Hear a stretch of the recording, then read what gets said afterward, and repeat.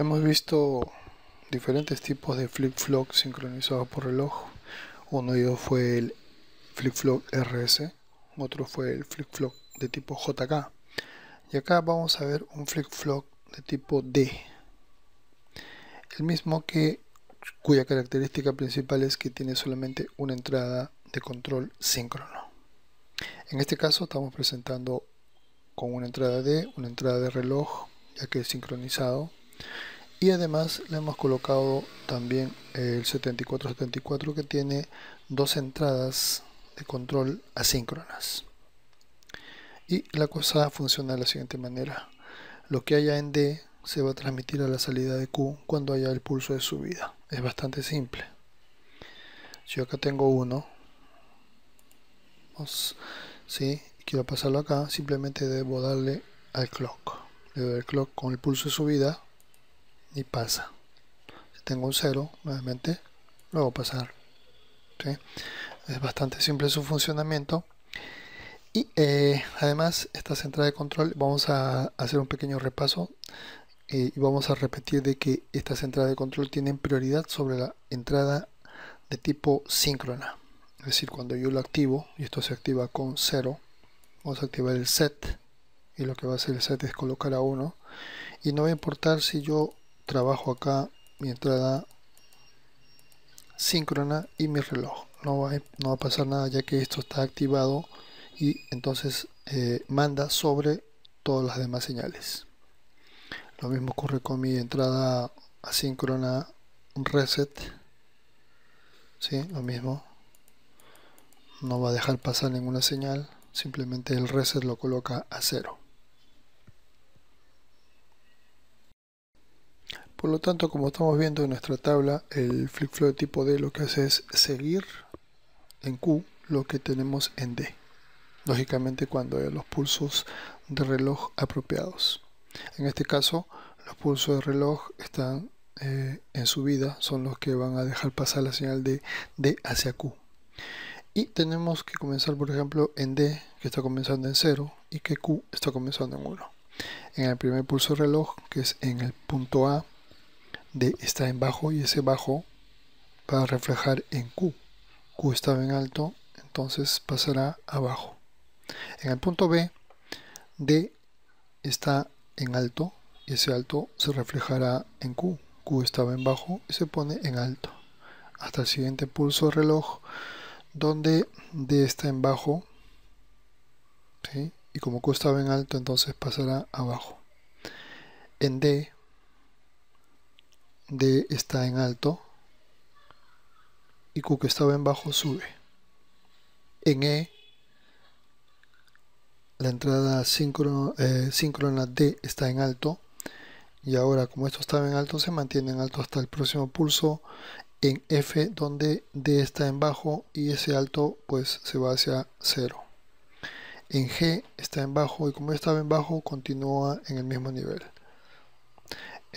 Cabe destacar que algo que ya sabemos, que lo que pase entre pulso y pulso de reloj pues no afecta lo que hay en Q. Por ejemplo, aquí está bajando, pero eso no altera en nada este nivel alto de Q. ¿Sí? Hay varias partes donde se ve eso, acá también, entre C y D. Acá subió, en este momento no pasó nada, hasta que se da el pulso de reloj.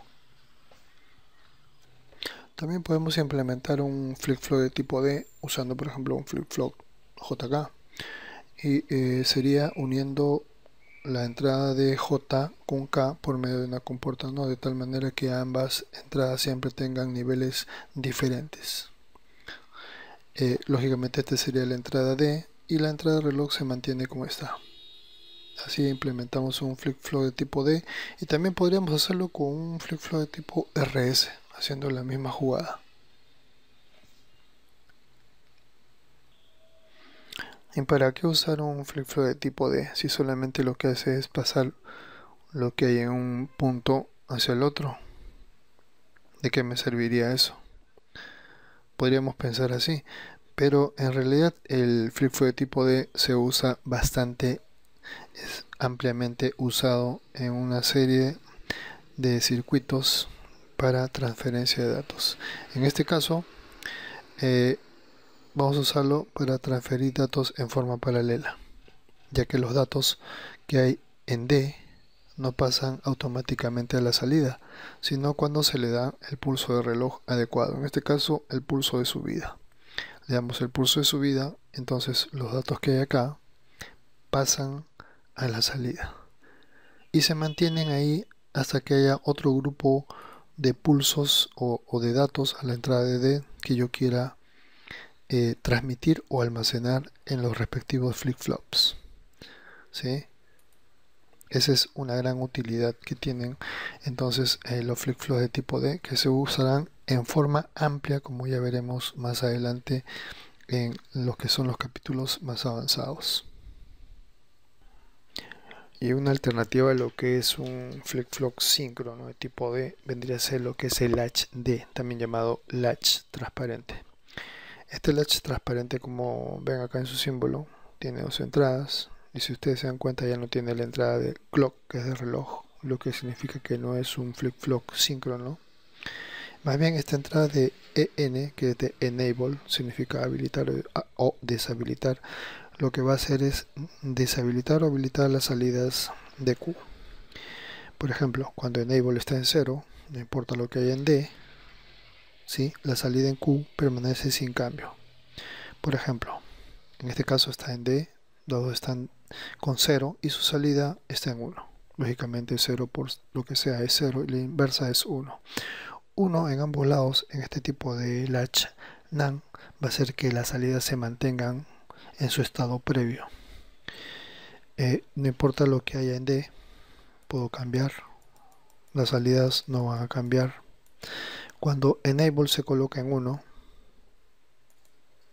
entonces se va a reflejar directamente lo que hay en D hacia la salida de Q, ¿sí? Si Q está en 1, pues, si D está en 1, Q estará en 1. Si D está en 0, Q estará en 0.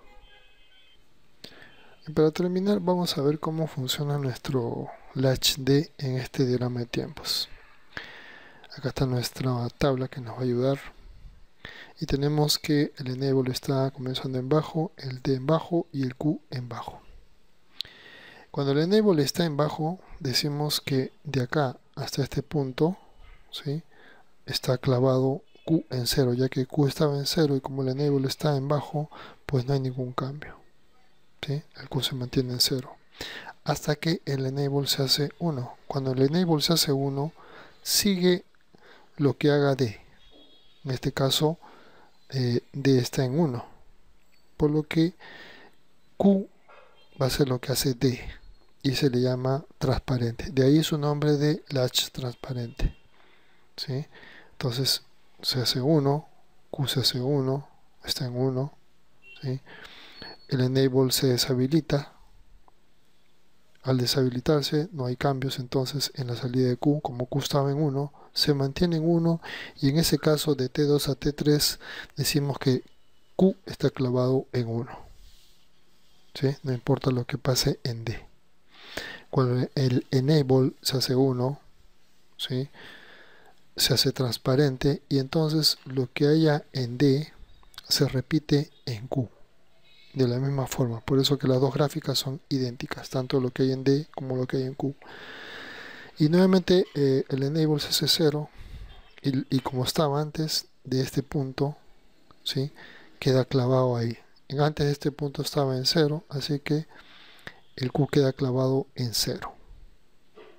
Esa es la forma entonces cómo funciona el latch D. Bueno, eso sería lo de hoy. Nos vemos. Chao.